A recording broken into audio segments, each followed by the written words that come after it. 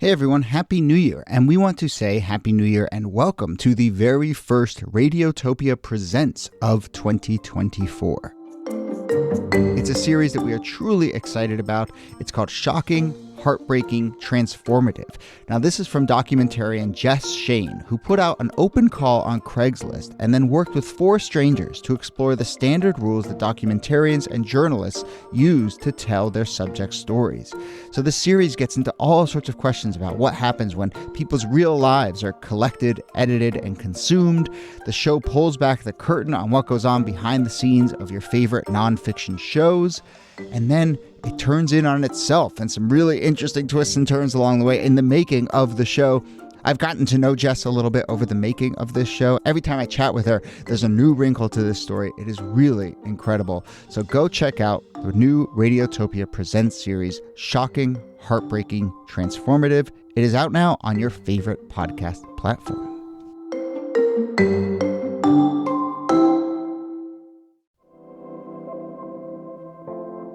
Hello and welcome to This Day in Esoteric Political History from Radiotopia. My name is Jody Avirgan. This day, August 10th, 2006, the incident actually happens on August 11th, 2006.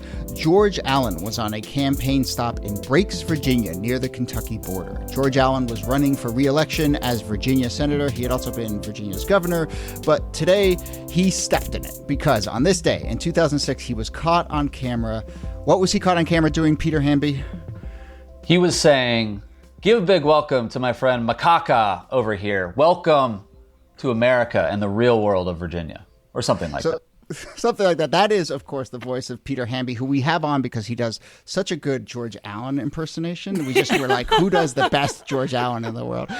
But no, Peter Hamby is political journalist, host of Good Luck America at Snapchat, contributor to the new outlet Puck News, but also I think a great fit for this conversation because he is, to my mind, one of the best chroniclers of how new media and new technology has transformed politics. And that, in many ways, is what this story is about, an early viral moment that truly changed an important election. So Peter Hamby, this is your formal intro. Thank you for doing this. Thanks for coming on the show. Thanks for having me. I'm happy to geek out on this. Yes, and also Virginia native, which we can get into as well. Nicole Hemmer and Kelly Carter-Jackson are here as always. Hello, Nikki. Hello, Kelly. Hello, Jody. Hey there. And a quick shout out to our listener, Jacob Berezin, for suggesting that we do this or reminding us that we should do this. Thank you, Jacob. Thank you to all our listeners who give us suggestions. So, Peter, let's talk about this a bit as a media moment. I suppose one thing we should define is there is a person by the name of S.R. Sidarth, who is very young, just out of college, maybe still in college, and he is at this George Allen event in the capacity of what is known as a tracker. So what is a tracker, and how does it fit into this political moment? Yeah, that's a great question because it really signals a pivot in campaign politics. Trackers are pretty commonplace now, and they might even be obsolete because they're just cameras everywhere all the time. But in the 2006 race, trackers were pioneered by Democratic campaigns who were increasingly, at least among younger, more clever staffers, using the internet and video in a way that Republican campaigns weren't yet. And so S.R. Sidarth, who was an undergrad at UVA from Fairfax, was in Southwest Virginia with George Allen. And I went back and looked at this. He had just been tracking Allen's campaign for like 5 or 6 days before this Macaca moment happened. But basically, he would stand in the back of a rally, sometimes with the press corps, sometimes when the press corps wasn't even there, as I think was the case with this incident, just recording on a mini DV camera everything a candidate said. And then he would, hustle to FedEx or drive all the way back to campaign headquarters and drop off the video and do this every single day for the entire campaign. And then on behalf of the opponent, Jim Webb. Yeah. On behalf of Jim Webb's campaign. And then that became more commonplace in races in the coming years.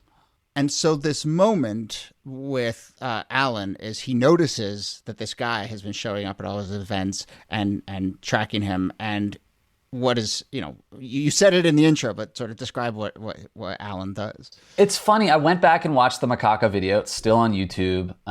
Barely has 1 million views. But was the first big YouTube moment in politics. And he's sort of standing there. You see him through a Sidarth's like grainy video. And he starts out, he's in Southwest Virginia, now taken for granted as a Republican stronghold. It's basically Appalachia. Back then, though, in Virginia, like Democrats could be competitive down there. So candidates were going to Southwest Virginia a lot. And Allen is talking to this crowd and says, we're going to run this campaign on positive ideas that bring people around. And then he immediately pivots and like swivels out and like waves his finger around at the tracker and says, we got this guy out here. He points at him. His name is Macaca or something. And then he rambles on for a few more minutes. And then he's making the point that his opponent, Jim Webb, who's actually from Virginia, even though George Allen grew up in California, doesn't come to the real America, doesn't come to Southwest Virginia where we have certain ideals. And then he turns back to SR Sidarth again and says, so everyone give a big welcome to Macaca out here. Welcome to the real America. Welcome to real Virginia. And then that's the clip. And the Webb campaign basically clipped that and shipped it out in an email to political reporters a few days later. And this becomes a huge story. Sidarth is not white. And this was, Macaca was not a word that most people had heard, but it was quickly revealed to be used as a racial slur. And so it puts the issue of Allen's racism or this racist comment at the center of the general election. And it's not just that he said it, but that there's tape of it. And so that tape gets played again and again, which helps to cement this moment and this image in the minds of voters. Yeah, it was really interesting. I was working at CNN at the time. I was working on a show as a producer on a segment about the internet and politics, which was really treated as a funny little trinket on the side at the time by CNN and establishment politics. The internet, I mean, not central to the way it matters in politics now. And that segment I worked on got killed all the time by producers because they were like, we don't have time for this. It's just the internet. But then because this was video, it was perfect for cable. It was perfect for Washington cable specifically. And there was a debate inside CNN that I remember. I was pretty junior at the time, but we had pretty rigorous like standards and practices in the legal department. And it was like, can we verify this video is real? We don't even know, because it was YouTube, and this was a year after YouTube was invented, and the brass and the older folks at CNN just didn't get like this thing, even though it obviously looked credible. And so once it got approved, it was looped over and over and over and over again. And then, Macaca, it was interesting too. The word itself wasn't like commonplace as a racial slur. And I remember being at CNN and people were Googling it and didn't know what to do. And like, we kind of waited till the Washington Post wrote their story the next day to like use their definition of it. But it just sounded like something a like rich white guy would say in private at a cocktail party, right? It reminded you of like your racist aunt like swilling champagne or something at a party. That's what it sounded like. And then to what you just said, Nicole, that race, the Webb-Allen race, that was a Democratic year in the end, but it started out, Webb, was an underdog. He was trailing by 8, 9, 10, 12 points in the polls. Virginia wasn't yet what it is now, which is basically a purple to blue state. It was still back and forth between Republicans and Democrats, and mostly Republican. But then that video just started to call attention to this race. And as people peeled back more layers about George Allen, all of these other sort of racist things came up. He wore a Confederate flag pin in his high school yearbook. When he was governor of Virginia a few years earlier, he replaced the only black board member at UVA with a white board member. He passed like a Confederate heritage proclamation. And so, if you're a female suburban voter in Northern Virginia, you're like, wait, this guy? And then the race got much closer after that video went, viral, and the way videos went viral back then. Yeah, I think it's interesting to me how everything got just sort of hyper racialized, but not only that, how he said it twice. He sort of does it as a throwaway, and it's not clear if he's like referring to him as a name or as a name for a name. Like, it's just not clear. there's just a lot of ambiguity about that. So, I mean, but I also think that given the moment in which he says it or sort of throws it out there, if this had happened in any other moment, would this have been so controversial?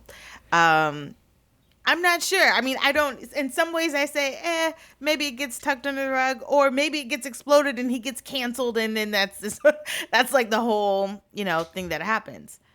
First of all, the other angle here is that George Allen grew up the son of a rich NFL coach, went to high school in Southern California in Venice, and was at this rally in Southwest Virginia telling someone who was born in Virginia, even though he was of Indian descent, his parents were immigrants, but he grew up in Fairfax, went to public schools in Virginia, went to UVA, and this guy is on stage in Southwest Virginia pretending to be, just one of the folks, pointing at this actual person from the Commonwealth.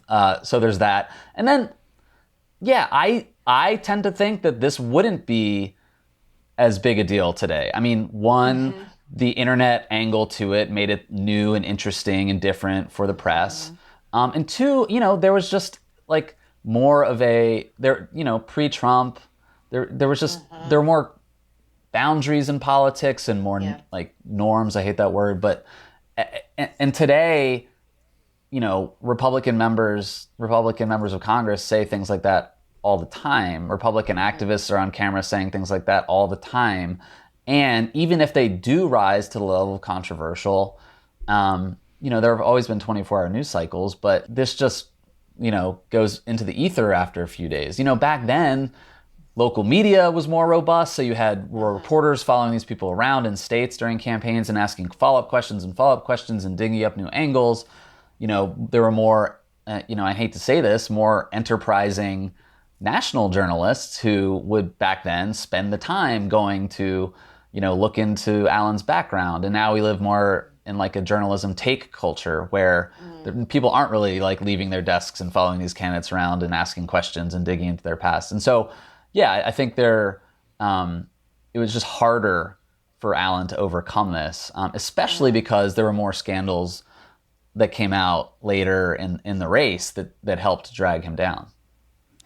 And, we've seen just in recent years, people willfully mispronounce Kamala Harris's name. I mean, this kind of stuff is happening. Politicians are still playing with this, I would say intentionally, but winkingly, in the way that I think Allen was. Yeah. The difference, though, and I think is so fascinating, is, that you could potentially make the case that Allen didn't really know what he was stepping into, that this whole world of trackers was new, this whole, in his head, he maybe still thought, oh, this is a small event where I can be a little freer, and I can let my inner, racist come out a little bit. And then, he quickly learned the lesson. And I'm curious, Peter, what kind of lesson did this incident teach to other politicians?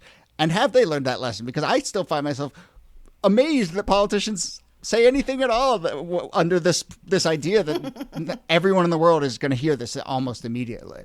But politicians seem to maybe have not learned that lesson. No, and I do think one lesson candidates and politicians have learned is there's always a camera on you, and you can ignore those cameras and clam up or just say nothing or give a polite soundbite, or you can lean the other direction and just go all in and Matt Gaetz or Marjorie Taylor Greene and just lean into every camera and say flagrant things all the time and get attention that way. There's a perverse reward system in that way.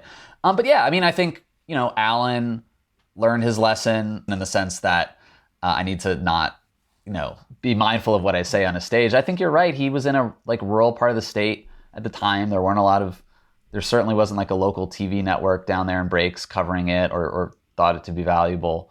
But in subsequent election cycles, 2008 came along the next 2 years. I was out covering candidates in presidential primaries in South Carolina in 2007. And all of the primary candidates, this is before Obama and McCain were the nominees and the press was following them all the times. All of these candidates in the primaries, sometimes I was the only person at their events from CNN, right? And I would show up at the time with a tripod or a monopod and put on my camera and put this like little DV tape in, and sometimes it'd be the only person at like a Mike Huckabee event or a Fred Thompson event or a John Edwards event, and if they didn't recognize me, they'd be like, "Who are you?" Like it was already like getting in the bloodstream that these young, sometimes unpaid like staffers or volunteers were like going around with these little cameras, and it just made them a little more cautious. And there's just such a like guard up now between campaign staffs, political staffs, and the press. Like they don't need reporters anymore. In fact, they are a nuisance, and this just made them even more paranoid, I think. That's really interesting to me. I think about, like oftentimes when you've got the hot mic and you think you're not on, and then all of a sudden you say, whatever you think won't be heard. That was kind of this moment. But he does, to his credit, apologize. I don't know how much that helps. Sidarth says, he apologized to him. He took the blame for saying it. He didn't realize how offensive it was when it came off. And I think now, especially, we're in a culture where apologies sort of aren't really apologies. People are just like, I'm very sorry to have offended. Like it's not necessarily sincere, but he does apologize. Yeah, so Alan went on after leading this race to lose by 9,000 votes to Jim Webb, who was himself a little bit strange as a personality. And that race, decided control of the Senate. Like if Webb hadn't won that race, Republicans would have moved into the next 2 years, still in control of the Senate, and he swung it. And like it put a punctuation mark on a big midterm wave for Democrats heading into 2008 and the election that lifted up Barack Obama. And then Alan tries to run for Senate in 2012 when Webb says, I'm only going to be a one-termer, and he retires. And Alan does like an apology tour, and like it's part of his bio and his brand at this point that he's the Macaca guy, and he gets asked about in every interview. He apologizes for it, and there's just not really, it doesn't do anything. It just reminds people that he's the Macaca guy. Like he's old news. He's our old governor. He's our old senator. It was like really hard for him to make a comeback. And then what would be different today, I feel like, is not that he would own that he was the Macaca guy necessarily, but he would just start to attack the media for asking these questions. He would say elites are like trying to cancel me. That's the strategy that works in Republican politics now, not the sort of conventional, apology tour. I've learned, I've studied, about our nation's troubled history. That doesn't happen. One other little wrinkle, which I find fascinating, just as you're describing the impact of this moment, is this was, you look back at the calendar, right? It's August 11th. This was literally day one of the general election. The primary had been the day before, or maybe even that exact same day. So like, it's just remarkable that the defining event happens on like hour 2 of the primary. And SR Sidarth was also, it was like, I think day 3 of his job. And it's just like, everyone is just like stepping in it right off the bat. But I'm just fascinated that this happened so early. And then that race was a perfect storm for Democrats too, because remember, the biggest issue at the time before the financial collapse was the Iraq war, right? It was still being litigated. Things were going off the rails in Iraq. It was basically a civil war. And then Democrats, activists, especially on the internet around the time, fetishized this idea of, ideology wasn't that important. It was like biography and image. And these former Republicans and these former military guys, tough guys running as Democrats in the Bush era was like everything that the quote unquote netroots on the internet wanted, right? And like Webb, did he wear the boots? He wore the combat boots. Like there's a famous picture of him on election day. It was on the front page of the Washington Post with Chuck Schumer, the head of the DSCC, and he's like holding up his combat boots on like when they called the race finally, like a week after election day, because it was so close. Anyway, Webb was an underdog in his primary to this like establishment lobbyist type guy named Harris Miller. He kicked his ass in the primary because there were so many activists who just loved Jim Webb's brand, and they were like, he can beat Republicans in this moment. And then he steps out of the primary, Jody, and exactly what you say happens. It's just a reminder that Allen was running at the confluence of so much political change. Like Virginia is changing from a red state to a blue state.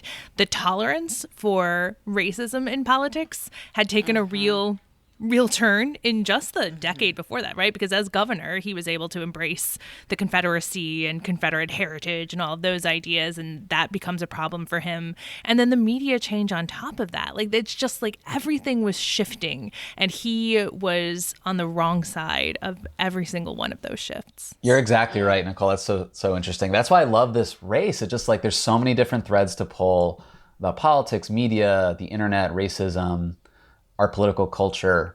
And one other thing I was reminded of too was that Jason Miller of Donald Trump communications director fame was Allen's communications director or press secretary. He's one of the two. Like he was basically a media strategist in Republican politics in a sort of more normal time, and he worked for Allen and was going to work on Allen's presidential campaign. Allen was building a presidential campaign. He was going to pivot from getting reelected in the Senate to running for president in 2008. And he was among like DC insider types, like definitely a front runner. He was going to raise so much money. He was sort of a hybrid, like Bush ideologue, but like from the South. Like he was an interesting candidate for political junkies. And then he lost.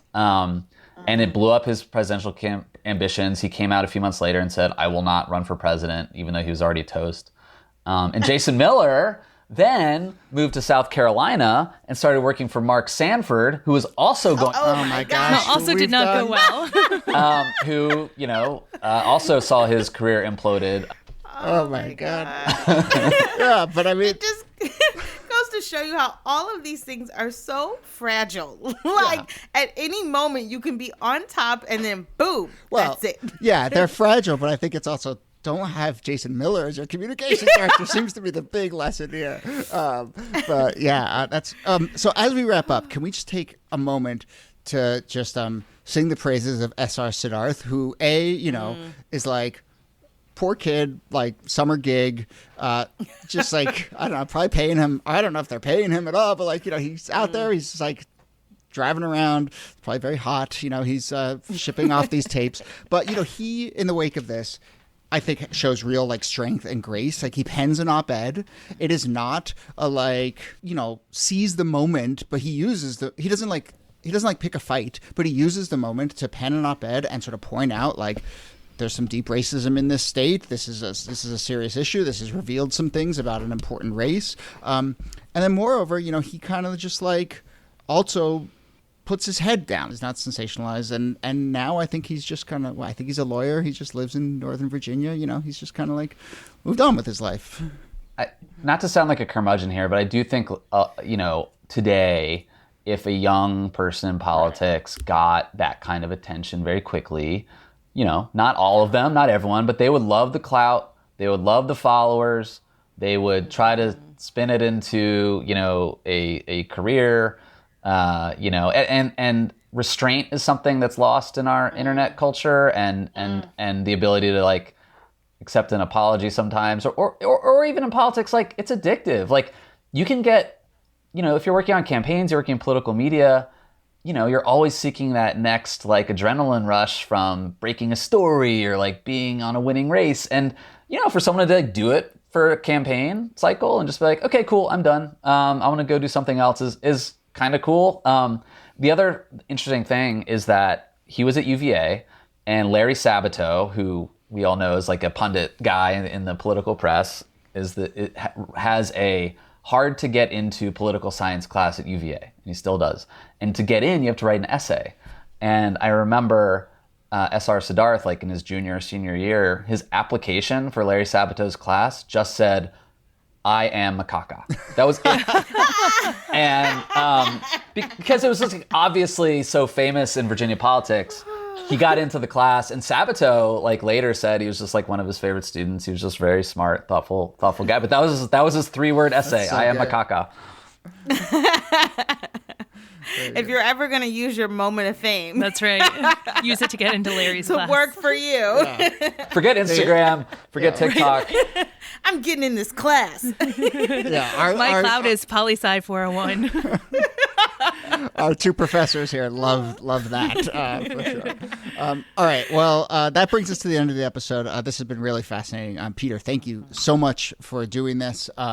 You host the show on Snapchat, and you have Puck News. I will also give a shout out to this book. Sorry, was it a book or was it like an ebook? The Twitter.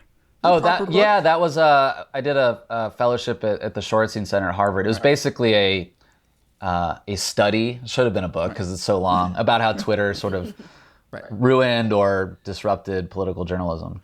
But it's called "Did Twitter Kill the Boys on the Bus?" and it is actually really great and still worth revisiting. So, thank you so much for doing this. Thank you, guys. Nicole Hemmer, thanks to you as always. Thanks, Jody. And Kelly Carter Jackson, thanks to you. My pleasure. This Day in Esoteric Political History is a proud member of Radiotopia from PRX, a network of independent, listener-supported, artist-owned podcasts. Our researcher and producer is Jacob Feldman. Our producer is Brittany Brown. You can get in touch with us with any questions or comments or ideas for the show. Email us thisdaypod@gmail.com, or you can find a form at thisdaypod.com. My name is Jody Avirgan. Thanks again for listening, and we'll see you soon. This fella here over here with the yellow shirt, Macaca, or whatever his name is, he's with my opponent. He's following us around everywhere. And it's just great. We're going to places all over Virginia.